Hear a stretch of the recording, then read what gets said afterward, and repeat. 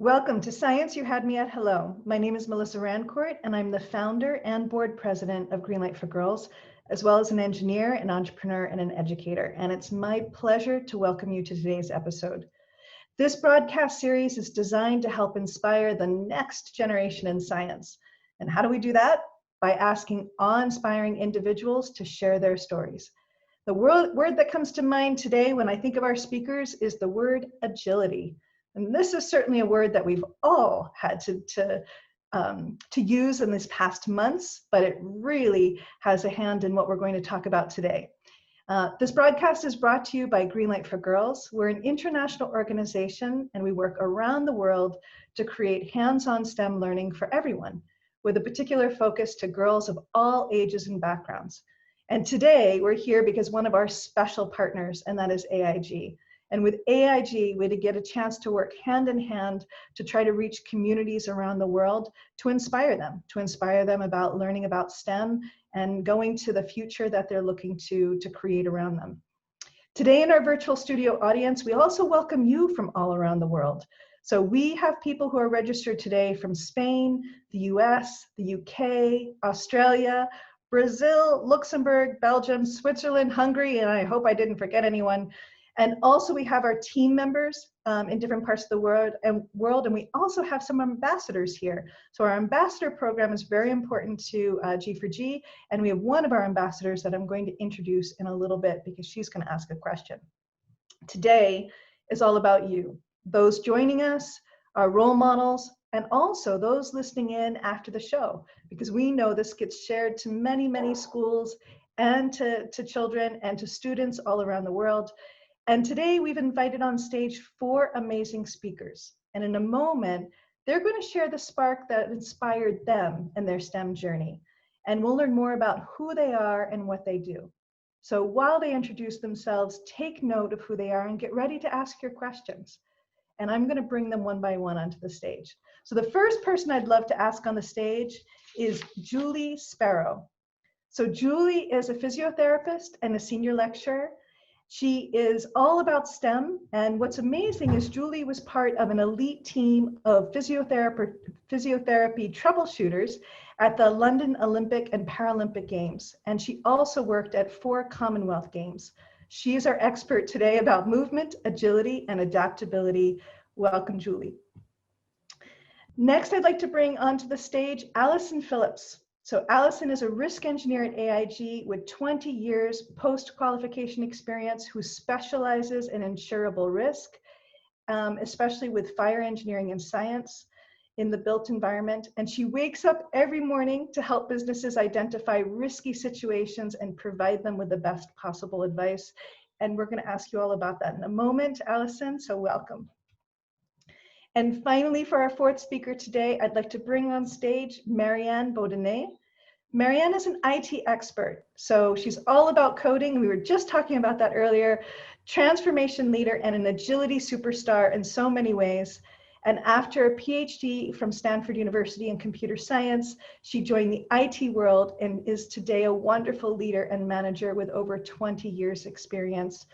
You all, thank you so much, everyone, for being here. In a moment, I'm going to ask you all a question, which you know what that question is. Everyone online knows what question I have too. But before I do, I just want to say a few more words. And that is the phrase that we use for this program, Science, You Had Me at Hello. You all might recognize it because it sounds like a quote from a movie. But the idea behind it is to share those moments that motivate us to do something, to be part of something bigger, to create, to come up with solutions for people or situations that need us. And for us, when we say the word science, it's good we want to mention this, is that science means everything. So from, yes, the subject itself to all of the connection to STEM, science, technology, engineering, and math, but it's also the connection to discovery, curiosity, and possibilities. And with that, I know we all have a story to share. So now let's hear from our special speakers today and ask them about their spark of inspiration. So welcome again, everyone, for joining us. So I'm going to start with Julie. Julie, if you wouldn't mind sharing with us, what was that one moment, that aha moment where it's like, this is what I want to do in life? And I know in asking this when I share this, when everyone gets a chance to share this, it could be something from a long time ago. It could also be something from yesterday, because that spark comes at any point in our life. So Julie, tell us how you got to be where you are. I think it's more, not just a spark, I think it's more a series of fireworks. I started off when I was 10. So I'm a small child and I'm watching the Olympic Games and I'm thinking, I want to be an Olympian. That's what I want to do. And then over the course of time, there's this dawning that actually I wasn't that good. I just wasn't good enough. And I went to a school, I didn't pass my grammar school entrance. I went to a school where you just labelled a failure. I have no maths qualifications at all. So I'm a bit embarrassed with all these high flyers, but I didn't get any maths qualifications. I didn't have a reasonably good English qualification. So I kind of drifted into being a PE teacher.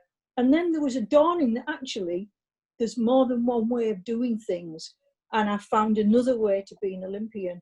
And to do that, I discovered that I was actually quite good at some of the science things, almost by accident. So there was never a plan, just a series of little fireworks that got me going.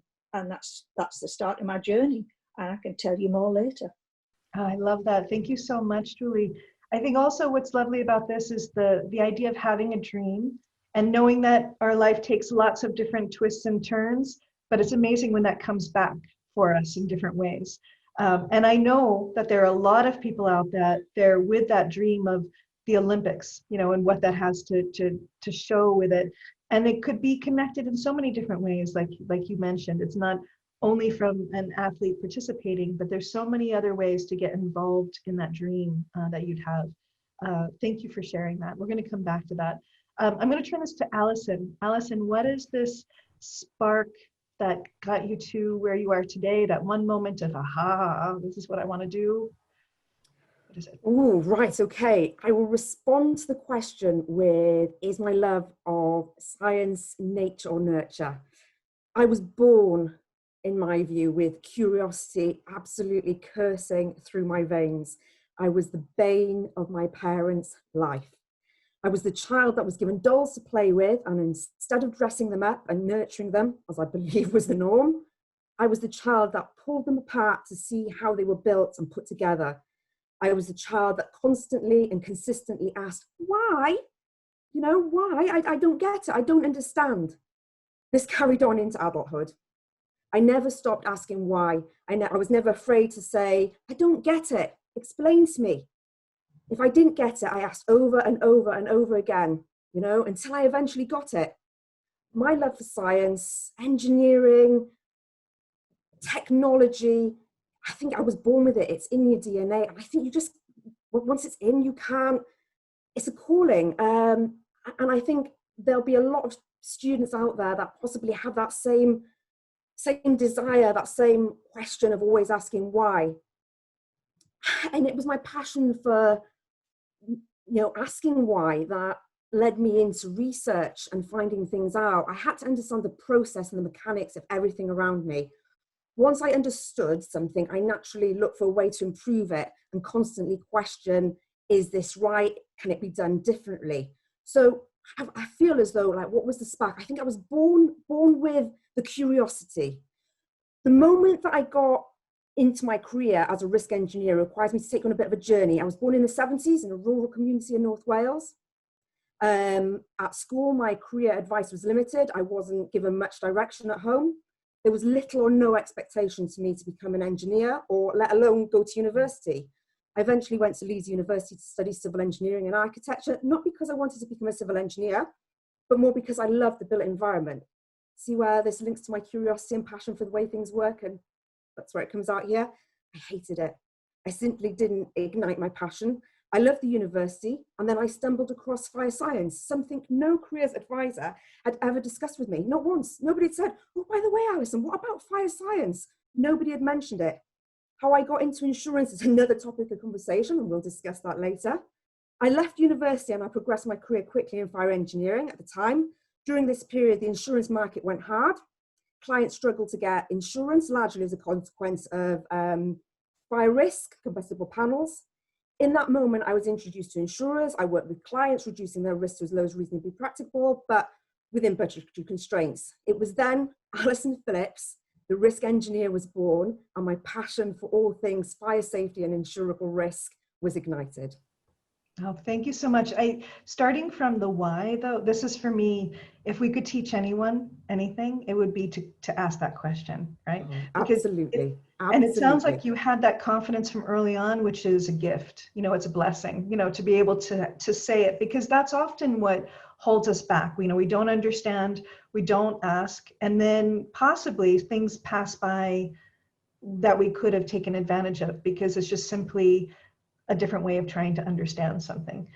Thank you for sharing that. Oh, and equally, when I speak to the students, when we come into our breakout rooms, I will explain why the why question in the career that I've chosen to do is absolutely, integral to risk engineering.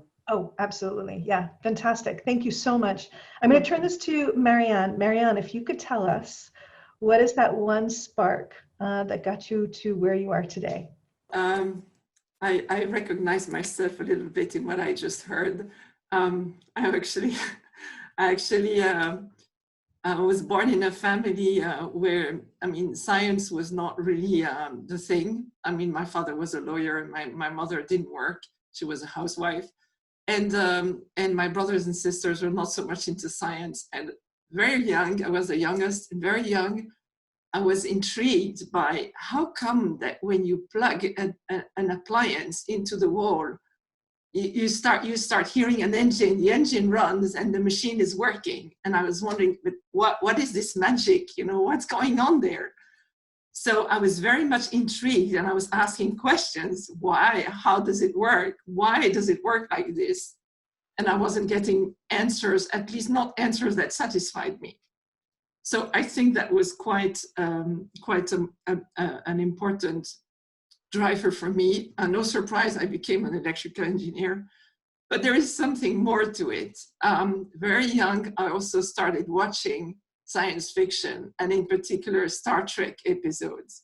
So I was watching Star Trek regularly. I was really fond of it. And I felt like, without knowing about computers, I got fascinated by computing, by computers. And I felt like, oh, but it must be very logical to program a computer. I had this in mind that, and I was a very logical child, I guess. So it seemed really natural to me. And I felt like, this is what I want to do. So, and voila, and that's what I did. I became an electrical engineer with a major in computer science, and then graduated later with a PhD in computer science.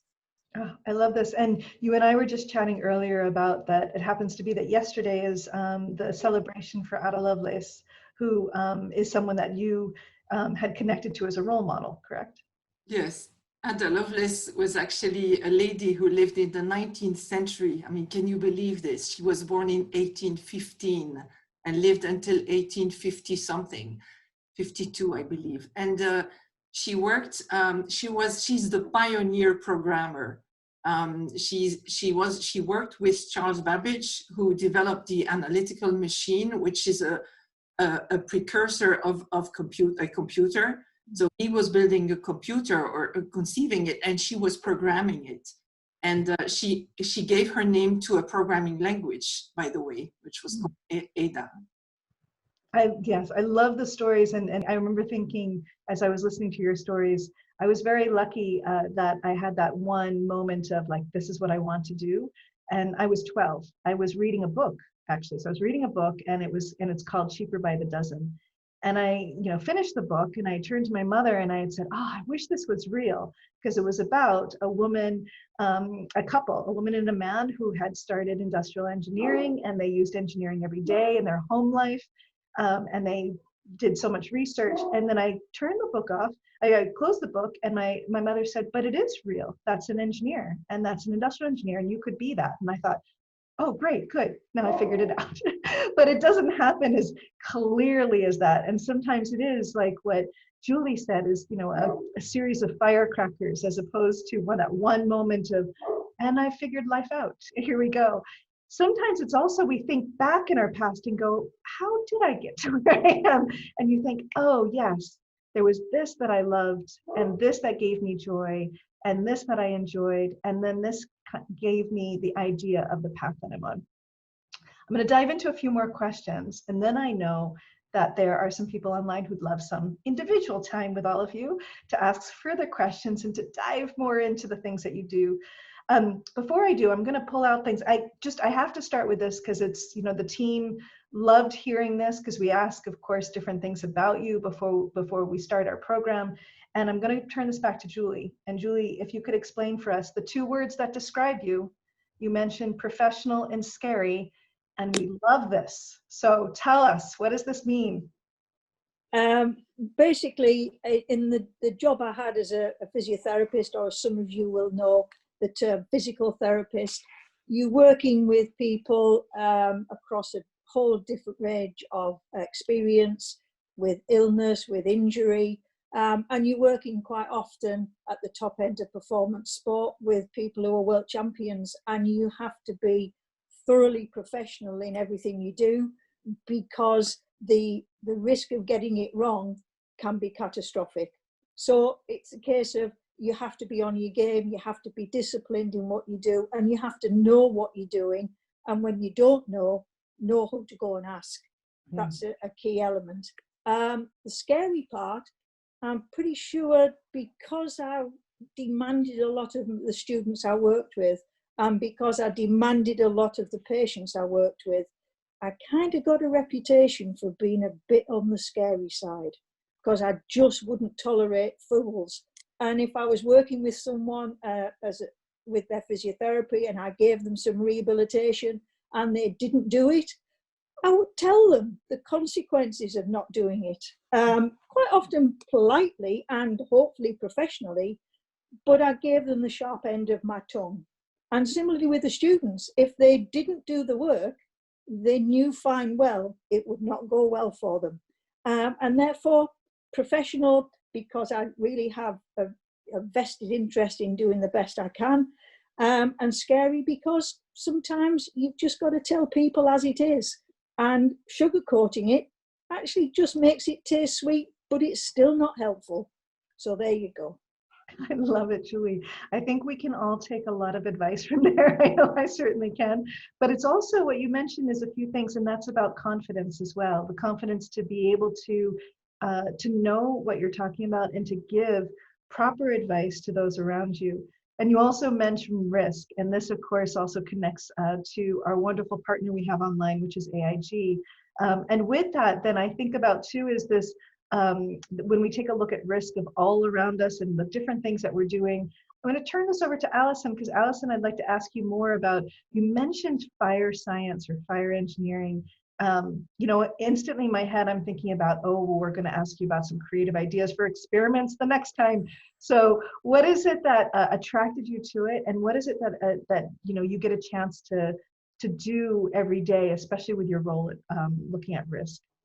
Oh, wow. Right. Okay. Such a big question. I know. How did I get into fire? It was an accident. It was seriously. And I mentioned this earlier, careers advice. When I was at school, careers wise, they told me, well, you can be an engineer, you can be a doctor, you can be a lawyer, you can be an accountant. And I thought that was the extent of my choices. So I looked at engineering. And I thought, well, you can either be a civil engineer, a mechanical engineer, or an electrical engineer. So I thought that was the next sum of my choices. And I went to do civil engineering because I love the built environment. I love buildings. And civil engineering didn't float my boat. Stresses and strains in concrete didn't float my boat. But lo and behold, I went to Leeds University. Great university. Anyone out there that's looking at universities at the moment, by the way? Fantastic. And I saw something called fire engineering, and I thought, what's fire engineering? Sounds Mickey Mouse to me. I'm investing my money in my education. This doesn't sound like a real course. And then I investigated it. And actually, do you know what? What a brilliant course. Because it's a little bit of mechanical engineering, a little bit of electrical engineering. It's a little bit of civil engineering, and with a little pinch of chemical engineering. And it's all mixed together. And fire engineering, fire science is born. And so I ended up going on that course. And as part of that course, I studied at Morton in Marsh, the Fire Service College. I didn't ultimately know what I was going to do. I mean, come on, insurance. Is that the first thing you think about when you're at university as a career choice? I didn't know how diverse and how big insurance was, and that it's massive. There are career options in there for absolutely everyone. So it wasn't my first or natural choice. So what do I do on a day-to-day basis? Well, I look at insurable risk. One of those risks is fire. And I look at the mechanics of process to see how that could contribute to the risks within a business. And I look at the fabric of the building, how that could contribute to the risk and how it could propagate. And we look at things like maximum foreseeable loss, normal loss expectancy in the insurance world, which again, I'll talk about later to your audience. But that is kind of how I got into it and what I do on a day-to-day basis. Oh, it's fantastic. Thank you, Alison. And I think we need to come up with some creative fire science, fire engineering experiments. There's going to be some fun there. We'll do it outside. I'm going to turn this over to Marianne next, because we're talking about engineering. And I love hearing your story about what sparked your original idea of like maybe going into engineering and then electrical engineering. And now you have an opportunity to head so many things within the IT realm in a very important institution within finance. How is it that you got into that role, and what do you enjoy right now about the work that you get a chance to do? Yes, so indeed, I work for Euroclear, which can be seen as a kind of a bank of bank, facilitating financial transactions between banks.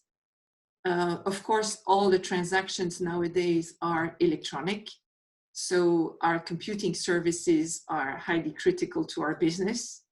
And I work in the computing infrastructure division within Euroclear. And there, what I'm doing, I'm leading an initiative aiming at transforming the way we work, the way our system engineers work, so that they deliver services in a fully automated way via code. So it's amazing to think that now a data center is highly programmable. The hardware is highly programmable, and you can define pieces of infrastructure. You can define a server by coding it.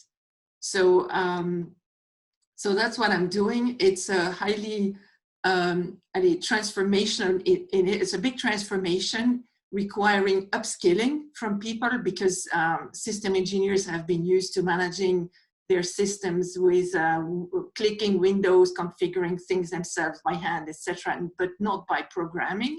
So it's another way of doing things.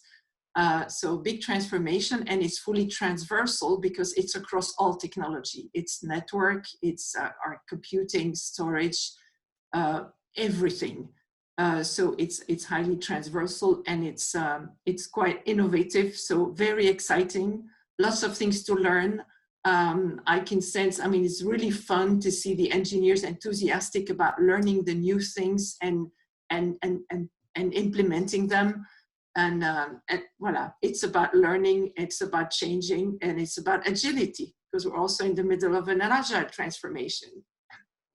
This is great. And I especially think about with the work that you do, and we all do, is the speed of transaction. So the things that we now expect, but actually the rate of things being so fast with data, being able to be passed from one to the other, particularly with financial side of things.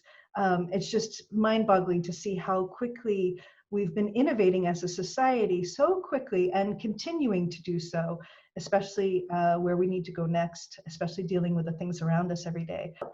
What I do know is I know our participants want to ask you all individual questions. So what we're going to do is we're going to break into 2 breakout rooms where we'll have 2 of you as our speakers in each of them. And then that way everyone gets that personal one-to-one time. So in a moment, you're going to see something appear on your screen, which is going to invite you to jump into a room. Now, right now, I know we're all ready to travel, right? We're going to do it virtually. So a bit like that Star Trek inspiration that you have, Marianne, this is what we're going to do today. So as soon as you see something on your screen, then go ahead and jump, and don't forget to turn on your video and enjoy the opportunity to meet people face to face and ask all your questions. So get ready and travel. All right. Hi, Julie. Hi, Alison. Lovely to see you. So I think we have 4 other people with me. We have Angelina, Jenny, Nicola, and Thaisa. Ladies, if you want to switch on your video. Oh, good to see you. Hi, everyone. All right. Julie, Alison, you have now 15 minutes to tell us all about you, all about your experience as women in STEM. Let's start with who is ready, Alison or Julie? Do you have a preference, guys? Julie, take us. Okay. I started off going down the wrong route because I was guided by teachers at school, and they limit your choices. As Alison pointed out, they tell you where your career needs to go, and quite often it's totally wrong. I went to be a physical education teacher, basically because I was good at sport. I was not very academic, and I wasn't interested in being academic at that time. So I went to be a PE teacher, and I was not very good at it. I was okay at sport, I was not good teaching it. And eventually it dawned on me that actually I enjoyed the physical side. I understood how the body worked. I understood why some people had better skills than others. I understood how to take a skill apart and rebuild it. So the next transition was to think, how can I use that? Standing on a wet field in the middle of an English winter is not the sort of thing I was going to enjoy for the rest of my life. And as Alison pointed out, there was no passion in that. It was punishment, and I had done nothing wrong. So I retrained and moved into the world of physiotherapy or physical therapy. And that's where the passion came. It was like I never, ever went to work. I worked for a long time in the health service. I worked in elite performance sport. I worked as a lecturer at the university teaching physiotherapy, but I never one day thought I was going to work. I was going to enjoy the thing I was good at and the thing that just brought me happiness. So lots of things happened as I started to be a physio, and I started to look at what the opportunities were, and people opened doors for me. And I was offered a chance to work with British Gymnastics as a physio, and it was a case of happy accident. Someone said, would I like to go and see what the job involved? So I went along and took it on. And that's where the understanding of high level performance came from, because you had to work with the coaches, and gymnastics is all about physics and biomechanics, because it doesn't work without. You can't balance 4 people on a tower without understanding the biomechanics. You can't do a triple somersault dismount off a high bar unless you understand the physics and mechanics of it. So working in partnership with coaches gave me a really rich understanding of what was going on. And that allowed me to move into other things. So I got the opportunity to work with England Golf, with our under-21s. Again, it's all about mechanics. It's all about the physics of how do you get a golf ball to go in the direction you want it to? How do you use the club head to get it to go around corners? And it was, how do I then prepare the bodies of the golfers to be able to deliver it? Most of the time, as a physiotherapist in performance sport, which is where I spent a lot of my best time, I wasn't doing any treatment as such. I wasn't managing their injuries. I was preparing them so that they never got injured. And that's where the term rehabilitation comes from. So you have rehabilitation when it's gone wrong, and that's usually my fault because I haven't got them right. Or prehabilitation, which is where I work hand in glove with the coaches and the other support staff to give them the best opportunities. So lots of things came out of it. And as a consequence of working at that level, I eventually went to the Commonwealth Games with Team England to work with the gymnasts. And from there, I went to 3 further Commonwealth Games, and in the meantime, a couple of Olympics with Team GB. And I had the fortune of working with British rowing. And again, rowing only works because it's a mechanical sport. It's all about levers and forces. It's not necessarily about anything else. So looking at how it all fits together, I've no real science background because girls at my school could only do biology. We couldn't do chemistry, we couldn't do physics. They were for the boys. So I only had biology, and I've learned and understand now that I'm actually not bad at understanding biomechanics. I understand the maths that goes with biomechanics, even though I have no maths qualifications. So it doesn't really matter where you start, it's where the journey takes you that's really crucially important. One of the key things I have learned, and I think this goes across everywhere, is there's more than one answer to any one problem. And the thing that you need to be good at is to understand how to problem solve, because things will happen all the time. There isn't a single one answer. And you have 2 athletes performing the same skill, they will do it differently because they're built differently. And similarly, across all sorts of sports and environments, you have to have that adaptability and flexibility. So the biggest skill I have, and the thing that's moved me forward in my profession, is just being able to identify what the problems are and then go and find solutions. And I don't always have the solution. The key thing is to know where to go. So you have to understand the role of people around you. And prime examples of that, when I was working in the NHS, so the National Health Service, I had a guy came to me. He was a lorry driver and he'd been in a really nasty accident and he'd lost his leg. So he's now a below knee amputee on one side, but he wanted to be a sprinter and he wanted to go to the Paralympics. So my challenge was to work with him to actually give him the ability to do it. So I had to work with the prosthetist to create the limb that would allow him to run. And the problem we had was how that limb would fit onto the stump that he had left. And we used to watch him run around the track. So he'd be running around the bend of the track. And if he got the angle wrong, the vacuum that held the leg on would break. So the seal would go and the leg would fall off. So we had the mechanics of how do we get that to work? And then we had to look at how do we get both sides of his body to respond equally? Because someone with no legs and 2 artificial legs is far more efficient and therefore is usually more successful than someone with only 1 leg. So again, it's understanding that.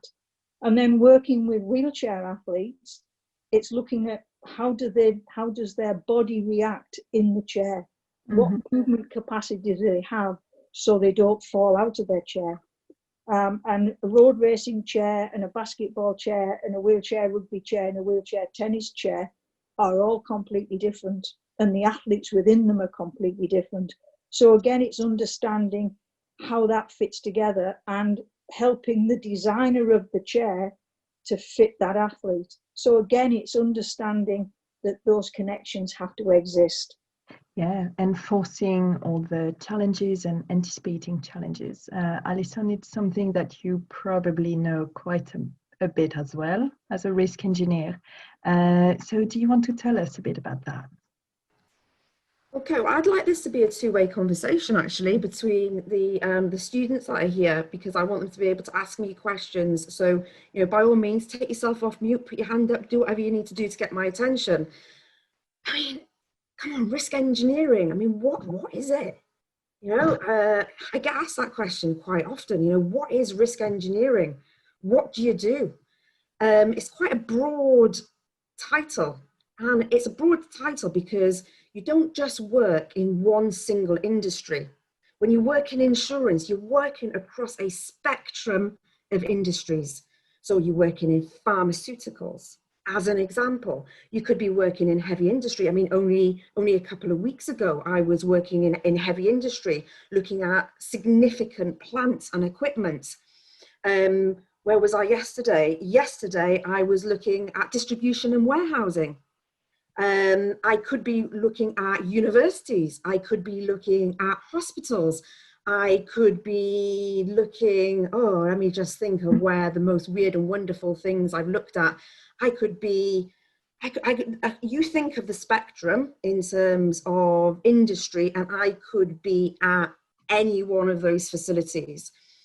I could be in laboratories, I could be in office accommodation, and each day it's a different day. It's a different day, and from one month to the next month, I don't know what risks they're going to present to me on a daily basis. It's varied, it is incredibly varied, and equally, I don't necessarily know which skills I'm going to apply on any one given day. Am I looking at the process risk? Is that where the real risk is? Or am I looking at the building fabric? I mean, some of you, unfortunately, my passion, where did it come from? Why did I get into fire engineering? What's made me stay here? Why didn't I become a firefighter? I mean, that's a question I get asked all the time. Well, you did fire science and you kind of work in fire engineering. Why didn't you become a firefighter? I mean, surely that's the most natural progression. I'm 5'2". Let's start there. And I've got no desire to carry anybody out of a burning building on my shoulders. You know, it's just not the way I'm designed. I'm an idealist though. And I think sometimes in science and technology and engineering, it's good to be an idealist. Have some ideals and have some passion about what you do. Because if you don't have passion about what you do, and Julie absolutely said it right, then you know, if you don't have the passion, it becomes a chore. But when you've got passion for something, it's just simply not a job. I constantly read about my subject matter, constantly read about fire engineering, because the day that I say I know it all is the day that I need to walk away from what I do, because there's always something new to learn. And I don't know it all about every single industry, and I don't know it all with regards to every single risk that I'm going to see. But if you remember what I said in my presentation when I was just giving you what sparked my passion and why I am where I am, is because I love to research, I love to understand. So when I'm going to new premises, I get the books out, I read, I understand that risk, and I try and get myself to a point where I can ask intelligent questions. Asking the question, why? Why? Why are you doing it that way? I don't understand. Can you explain it to me? And it's a job where you can ask those questions because you're not necessarily an expert at everything. And sometimes a client can bring in a new piece of kit that is completely revolutionary and you've never seen it before. So you have to ask them to talk you through it so that you can understand how that might impact the environment it's set in and how it might impact the building fabric. So it's incredibly varied. Not only that, in this particular job, I get to travel all over the world. Oh, that's amazing. All right, and it's great at the beginning of your career. It can be a bit tricky when you've got kids. I'm not going to lie to you. You know, it can be a bit tricky. But I get to travel all over the world. Now, I'd like to say that I had all the best accounts, and I get to work with Bacardi and Coca-Cola, and I get to go to the Bahamas. But no, Kyrgyzstan, Kazakhstan, I get to all the best places. But I do get to travel and I get to meet interesting people, you know, from diverse cultural backgrounds. And AIG has opened up many more opportunities for me as well. Getting the opportunity to do this and speak to you guys and share my passion for what I do, and hopefully spark something in you that gets you thinking about risk engineering. Never thought about that before. Or even fire engineering or fire science. If I can spark something up in you that gives you the confidence to ask the question or to go and research what it is I do, then I think my day today is a day well spent. All right, it's wonderful to see everyone come back online. And I'm going to bring the speakers back to the front stage. There we go. All right. I hope everyone has received some great questions along the way, and I know there's more out there, especially when this gets shared to so many more people. So I imagine people might even reach out and say, hey, who's that? I want to know more about you. So you might get contacted. You never know. What I'd like to do is I'd like to bring forward someone to ask a question, and that is one of our ambassadors. So our G4G ambassador program enables and encourages girls from all around the world who are just so passionate about science and technology and engineering and mathematics that they want to be part of something active in their community. And so today we have with us Angelina Papakasta from the UK. And Angelina is fascinated and intrigued by the world of science, persuading her to become a part of this worldwide and interconnected field of STEM. Angelina, thank you so much for being here today. I know that you have a question to start off with for our speakers. Do you want to go ahead and ask it? Hi, hello everyone. So my question is for all three ladies. What comes next in your career? So what comes next in your career? Who wants to go first? Alison, go for it. My career. If my career amounts to nothing more than pushing through Dame Judith's recommendations following the Grenfell disaster, then that will be a career well spent. It's my aim, it's my passion. I every waking hour of every single day, I'm driving towards the implementation of those recommendations. And if anybody is linked in with me on LinkedIn, they'll know how passionate I am about it and how I'm trying to frame that conversation. That's wonderful. Thank you, Alison. Thank you. I know that also the work that you're doing gives people the feeling of security and safety. That's what's quite important too for all of our lives. So thank you for the work that you do. I'm going to turn Angelina's fabulous question over to Julie. Julie, tell us, what's next in your career?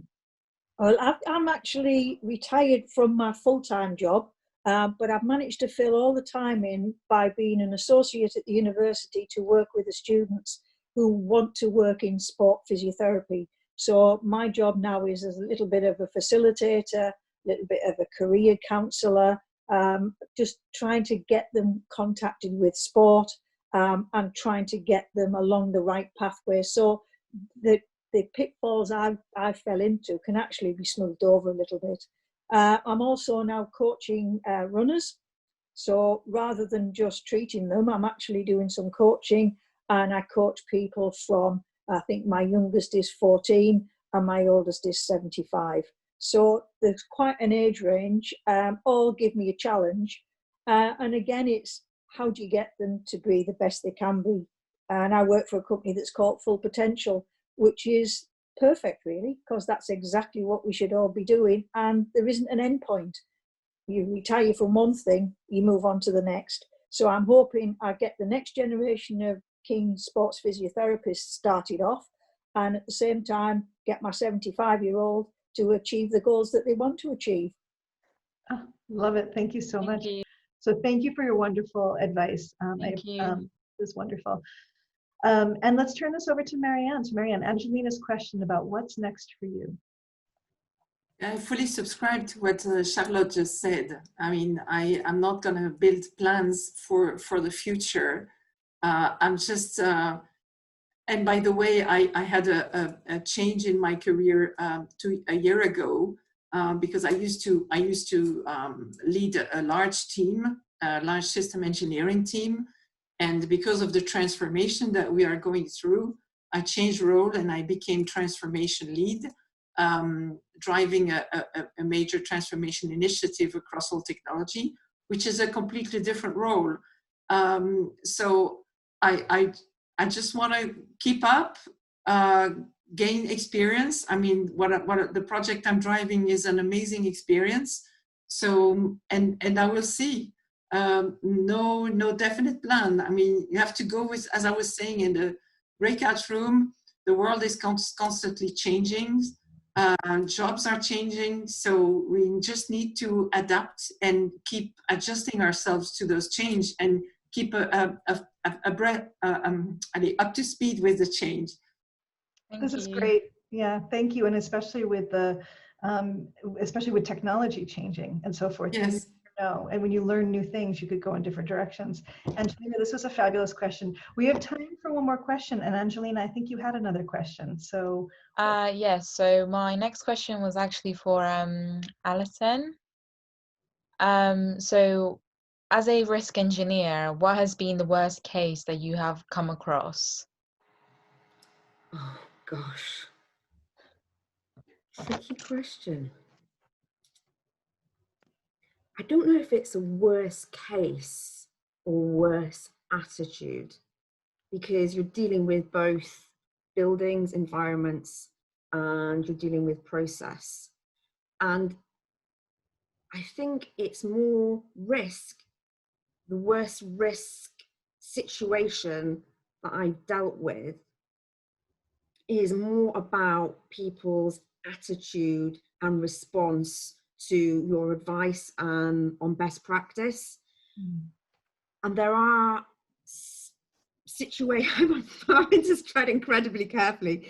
There are situations whereby there are some clients that are in complete denial, and they believe that it won't happen to them. And the Association of British Insurers, as an example, any business that generally has a major incident, 80% of them don't recover after 3 years. They're out of business. So to me, the worst case that I've seen isn't necessarily in the process, and it's not necessarily in the building, it's generally in the individual. So I'm not sure if I've answered your question particularly well, but It's good. I think it's people. I mean, if you look at Grenfell as an example, it's largely down to human error and the decisions individuals made that resulted in the building fabric being what the building fabric was. And it's accountability and lack of accountability within the built environment. And what I see often in my line of work is a reliance on, well, it's building regs compliance. It's building regs. Building regs are for life safety purposes. So the building will be designed so you can get people out, but it doesn't look at business resilience and whether that building will still be standing or your business will still be viable after the event. So I hope I've been able to answer your question. Yes, yeah, you have.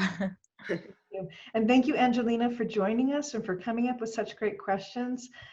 It's been wonderful to have you on stage, so thank you. And thank you also, I mean, Alison, the idea of talking about risk and talking about agility, this is also, of course, ties in so nicely to what we have here today, and then also bringing forward all the work that AIG does, which is wonderful to see where, you know, insurance, as you mentioned, has so much science and technology and engineering and mathematics within it. I think it constantly surprises people, and I think it has, you know, a variety of different things, and it is connected to every one of our roles today. So I know that within our work with AIG, we've had the chance to do a lot of things with sports. So I'm thinking of Julie's background as well. And then also with the risk that comes with especially finance and financial transactions. So I'm thinking about your work as well, Marianne. With this, I'm going to turn it over to the G4G team, because this is the moment we've been waiting for. And it's always fun to see what they've been cooking up in the lab. And today is about agility. So I'm going to turn this over to them so they can give us a little peek of what's going on in the atelier right now and share with us a fun thing that maybe we could also do at home. All of us at Greenlight for Girls believe in the power of being agile. Being able to move quickly and easily through situations, ideas, successes, or failures may lead to better innovation, deeper creativity, and stronger learning in all areas of science. And of course, being able to change direction under challenging circumstances is something we all are facing in different ways. Today, we challenge you to feel agile, to look at the ways you can better adapt to changing environments like climate change, and to see inspiration for sustainability in your everyday life. So, put your green hat on and get ready to take on a renewable and illuminating experiment with us. Agility is usually related to sports, as the quality of moving quickly with a change of velocity or direction in response to a stimulus. But really, agility can be applied everywhere. For instance, the Climate Change Challenge calls for agility to efficiently put the energy transition promise into practice. We need to quickly change, adapt, and anticipate the actions to reduce climate change. One of the actions is leaving fossil fuels behind and transitioning to renewable energy sources like solar energy. Now, let's meet one of our G4G friends, Katerin, and see what hands-on activity she has in store for us today. Hey there! Today we are going to make a solar power mason jar. This is an inexpensive and easy way to add charm, beautiful glow to any outdoor space as well after the sun sets. And you know what? The most important thing is, this is environmentally friendly, so let's go!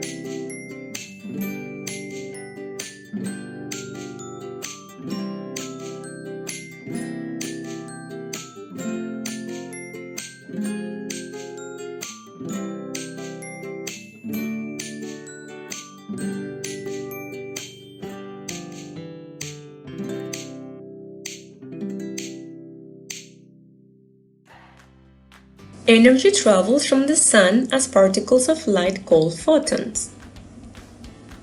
Photons are packets of different energies from UV to IR.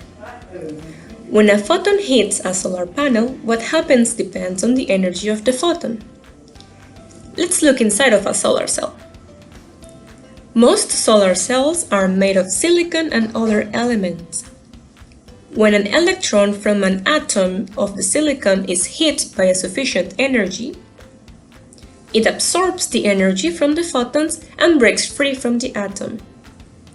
It is then a free electron. The flow of free electrons is electricity. The metal contacts of the solar cell serve to collect those free electrons to something that needs electricity to function. In our case, it's the LED light. But it can be also a phone, a house, or an entire community. Of course, solar cells produce electricity only during the day. So storing electricity efficiently for use during nighttime is an important challenge. Advances in solar technology give the potential to power our lives, if we just leave it to the sun. The most used solar cell is based on silicon, the most abundant element in the Earth's crust after oxygen. They are usually fabricated on a rigid glass substrate. There are alternatives like organic solar cells that can be produced on flexible substrates, allowing for different types of applications where we can roll, bend, and even fold the solar cell without damaging its functionality. Thank you all so much for watching, and we can't wait to see you on the next episode of Science You Had Me at Hello. Oh, thank you, Katrine, for this wonderful experiment. And I invite our speakers back onto the stage for one final question, because we're about to close this out. Okay, one last question for you all. So we're about to close this up. I know we've been talking about agility, but I'd love for you to give any last words of advice for especially for women out there, young women who are looking to their next steps of the career, but then also or where they could help in the world, but also how this relates to what you wish for the world as well. So wherever you want to find inspiration in those couple questions, last words to share. I'm going to turn this first to Marianne. Marianne, if you could start us off. Okay. Yes, I've been thinking about it, and I feel like historically women have made great contributions to science and to the understanding of the world around us. So women are absolutely capable of making this world a better place. And I would like the girls, I was thinking, by the way, the Nobel Prize in Chemistry was won by 2 women. Just a few days ago, it was awarded to an American and a French lady. So you see that women can do great contributions and historically have made those. So what I would like to share is that I feel girls must have a profound trust in their ability to learn science, technology, engineering, math, and whatever scientific field. Science is highly diverse. It's about theory, it's about practice, it's about research, it's about analysis, problem solving, anything. So if you're curious, you will enjoy science in one way or another. There are different ways of enjoying it. So I would like to tell the girls, be yourself, be open, keep learning and persevere. Don't let anyone define your limits for you. We need you to make this world a better place. Oh, thank you. Thank you, Marianne. Such wonderful words that I think we can all take to heart. Julie, I'm going to send this over to you. So what words would you have to tell the next generation? I think that was very eloquently stated. So I'm just going to add a couple of things, that just to remember that we don't always get it right, and that failure is not permanent and it's not a punishment. It only is failure if you don't learn from it. So it's a case of, don't be afraid to go out there, don't be afraid to explore, and don't be afraid to get things wrong. And trust, it's the old mountaineers, trust your boots, be yourself. And the last thing is just something that I've sat on my desk for the last 40 years, and it's every job is a self-portrait of the person who did it. Autograph your work with excellence.